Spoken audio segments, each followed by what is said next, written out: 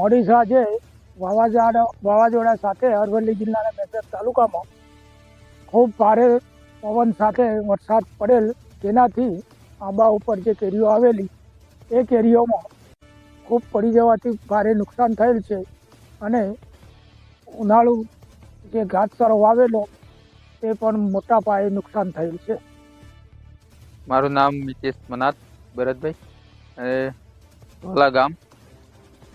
કાલ સાંજે જે કમોસમી વરસાદ હતો એના લીધે કેરીઓનું બહુ નુકસાન થયું છે અને રોડ ઉપર નીચે પડતા કેરીઓ પણ ફાટી પણ ગઈ ઘણી. એટલે કોઈ કમોસમી વરસાદના લીધે બહુ ભારે નુકસાન થયું આંબામાં કેરીઓ. માંગ તો એમાં 15 રૂપિયા કોઈ કેરીઓ માટે થોડુંક મળતું.